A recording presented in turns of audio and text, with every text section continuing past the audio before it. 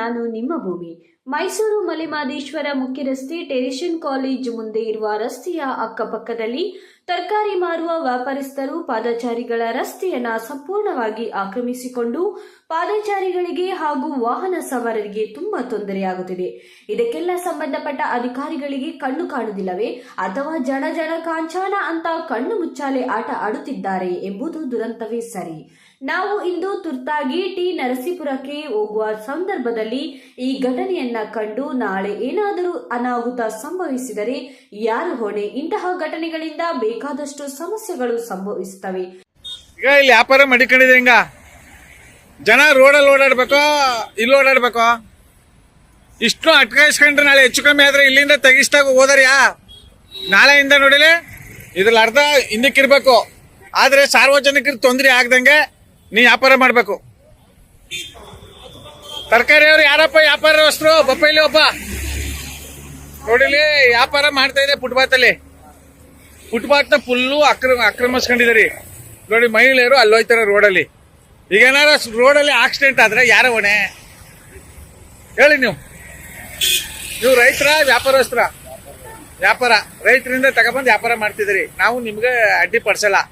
ಅರ್ಧ ಮಾತ್ರ ಉಪಯೋಗಿಸ್ಕೊಳ್ಳಿ, ಅರ್ಧ ಸಾರ್ವಜನಿಕರು ಓಡಾಡಕ್ ಬಿಡಿ, ಸರಿನಾ? ಏನಪ್ಪಾ?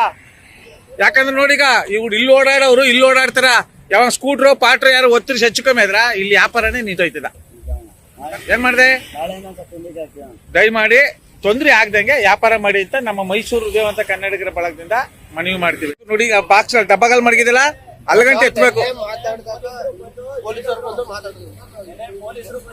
ಹಾ, ನಿನ್ನ ಹೆಸರೇನು? ಪವನ್. ಆಟೋನ ಮುಂದೆ ನಿಲ್ಸ್ಕೋ. ಆ ಡಬ್ಬ ಹಾಕೊಂಡಿದೀನಿ ನೋಡಲ್ಲಿ, ಆ ಡಬ್ಬನ್ ನೇರ ಕಿತ್ಕೊ ನಾಳೆ. ಯಾಕೆ ಹೇಳೋದು? ನಾಳೆ ಏನಾದ್ರು ಹೆಚ್ಚು ಕಮ್ಮಿ ಆದ್ರೆ ಇಲ್ಲಿ ವ್ಯಾಪಾರ ಮಾಡಕ್ಕೆ ಬಿಡಲ್ಲ. ಆಮೇಲೆ ಹೆಚ್ಚು ಕಮ್ಮಿ ಆಗ ಸತ್ಕಿತ್ ಹೋದ್ರೆ ಯಾರಾದ್ರು ಯಾರ ತಲೆ ಮೇಲೆ ಬರೋದು? ನೀವು ಹಾಕೊಂಡಿರೋದ್ರಿಂದ ಅವ್ರಿಗೆ ಆಗದೆ ಅಂತಾರೆ. ಆಮೇಲೆ ಜನ ಎಲ್ಲ ರೊಚ್ಚಿಗೆ ಹೇಳ್ತಾರೇನವ ನೋಡಿ, ಅವ್ರ ವ್ಯಾಪಾರ ನೋಡಿ ಹಿಂಗ್ ಹೋಯ್ತಾರೆ ಹಿಂಗೆ. ಅದಕ್ಕೋಸ್ಕರ ಪೊಲೀಸ್ನವ್ರಿಗೆ ಜನಡದವ್ರು ಹೇಳಿದ್ದು ನಿಮ್ಗೆ ಅಲ್ಗ ಹಾಕಳಿ. ಇಲ್ಗ ಯಾಕೆ ಗೊತ್ತಾ? ನಾಳೆ ಸಮಸ್ಯೆ ಆಗ್ಬಾರ್ದು. ಆದ್ದರಿಂದ ನಮ್ಮ ಮನಸ್ಸು ತಡೆಯಲಿಲ್ಲ. ಈ ಸಂಬಂಧಪಟ್ಟ ಅಧಿಕಾರಿಗಳಿಗೆ ಹಾಗೂ ವ್ಯಾಪಾರಸ್ಥರಿಗೆ ಎಚ್ಚರಿಕೆ ನೀಡುವ ಮೂಲಕ ಮನವಿಯನ್ನ ಮಾಡಿಕೊಳ್ಳುತ್ತಿದ್ದೇವೆ. ಈ ಕೂಡಲೇ ಸಂಬಂಧಪಟ್ಟ ಅಧಿಕಾರಿಗಳು ಜಾಗೃತರಾಗಿ ವ್ಯಾಪಾರಸ್ಥರಿಗೆ ಸೂಕ್ತವಾದ ಸ್ಥಳ ನೀಡಿ ಮುಂದೆ ಆಗುವ ಅನಾಹುತಗಳನ್ನು ತಪ್ಪಿಸಲು ಮುಂದಾಗಬೇಕು ಎಂದು ನಮ್ಮ ಮೈಸೂರು ಹೃದಯವಂತ ಕನ್ನಡಿಗರ ಬಳಗದಿಂದ ಒತ್ತಾಯಿಸುತ್ತಿದ್ದೇವೆ ಹಾಗೂ ಮನವಿಯನ್ನ ಮಾಡಿಕೊಳ್ಳುತ್ತಿದ್ದೇವೆ ಎಂದು ಮೈಸೂರು ಹೃದಯವಂತ ಕನ್ನಡಿಗರ ಬಳಗದ ಸಂಸ್ಥಾಪಕರಾದ ರಾಜ್ಯಾಧ್ಯಕ್ಷರು ಡಿಪಿಕೆ ಪರಮೇಶ್ವರ್ ಅವರು ಉಗ್ರವಾಗಿ ಖಂಡಿಸಿ ಒತ್ತಾಯಿಸಿದ್ದಾರೆ.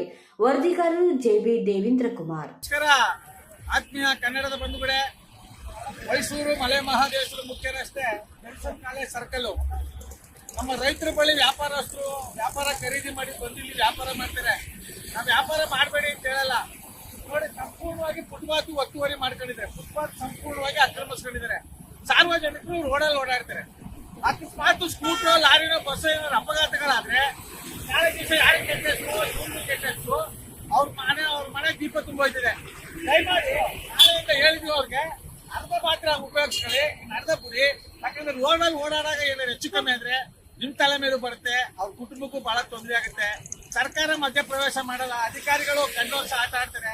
ನೋಡಿ, ಈ ರೀತಿ ಮಹಿಳೆಯರು ಓಡಾಡೋ ಸಂದರ್ಭದಲ್ಲಿ ಏನಾದ್ರು ಆದ್ರೆ ತೊಂದರೆ ಆಗುತ್ತೆ ಅಂತ ನಾವು ಕಣ್ಣಾರ ಕಂಡು ನಿಮ್ಗೆ ಅರಿವು ಮೂಡಿಸಿದ್ದೇವೆ. ಇದಕ್ಕೆ ನೀವು ಬೆಲೆ ಕೊಟ್ಟರೆ ಉತ್ತಮ. ಇಲ್ಲಾಂದ್ರೆ ಸಂಬಂಧಪಟ್ಟ ಅಧಿಕಾರಿಗಳಿಗೆ ಹೇಳಿ ತೆರವು ಕೊಲಿಸಬೇಕಾಗುತ್ತೆ. ಆ ತೆರವು ಕಾರ್ಯಕ್ರಮಕ್ಕೆ ಅವಕಾಶ ಮಾಡಿಕೊಡ್ದೇನೆ ಅರ್ಧ ಸಾರ್ವಜನಿಕರು ಓಡಾಡಕ್ಕೆ ಅವಕಾಶ ಮಾಡಿಕೊಡಿ, ಅರ್ಧಕ್ಕೆ ವ್ಯಾಪಾರ ಮಾಡಿ ಅಂತ ಹೇಳ್ತಾ ನಮ್ಮ ಮೈಸೂರು ಉದಯವಂತ ಕನ್ನಡಿಗರ ಬಳಗದಿಂದ ವ್ಯಾಪಾರಸ್ಥರಿಗೆ ಮತ್ತೆ ಅಧಿಕಾರಿಗಳಿಗೂ ಸಹ, ಅಧಿಕಾರಿಗಳು ಏನ್ ಮಾಡ್ತಾ ಇದ್ರಪ್ಪ? ಅಧಿಕಾರಿಗಳು ಏನ್ ಮಾಡ್ತಾ ಇದ್ರು ಹೇಳಿ, ಅವ್ರಿಗೆ ಅರಿವು ಮೂಡಿಸಿ ಹೇಳಿ, ಅರ್ಧ ಮಾಡಪ್ಪ, ಇನ್ನು ಅರ್ಧ ತೊಂದರೆ ಕೊಡ್ಬೇಡ ಸಾರ್ವಜನಿಕರಿಗೆ ಅಂತ ಹೇಳಕ್ಕಾಗಲ್ಲ. ಇಲ್ಲೆಲ್ಲ ಓಡಾಡ್ತಿರಲ್ಲ ಅಧಿಕಾರಿಗಳು. ಇದನ್ನ ನಾವು ಅಧಿಕಾರಿಗಳ ವಿರುದ್ಧನೂ ನಾವು ಉಗ್ರವಾಗಿ ಖಂಡಿಸ್ತೇವೆ, ವ್ಯಾಪಾರಸ್ಥರನ್ನು ನಾವು ಉಗ್ರವಾಗಿ ಖಂಡಿಸ್ತೇವೆ. ಯಾಕಂದ್ರೆ ಪಾದಚಾರಿಗಳಿಗೆ ವಾಹನ ಸವಾರರಿಗೆ ಯಾವುದೇ ರೀತಿ ತೊಂದರೆ ಆಗ್ದಂಗೆ ವ್ಯಾಪಾರ ಮಾಡಿ ಅಂತ ನಮ್ಮ ಮೈಸೂರು ಉದಯವಂತ ಕನ್ನಡಿಗರ ಬಳಗದಿಂದ ಉಗ್ರವಾಗಿ ಖಂಡಿಸುವ ಮೂಲಕ ಆಗ್ರಹಿಸ್ತೇವೆ.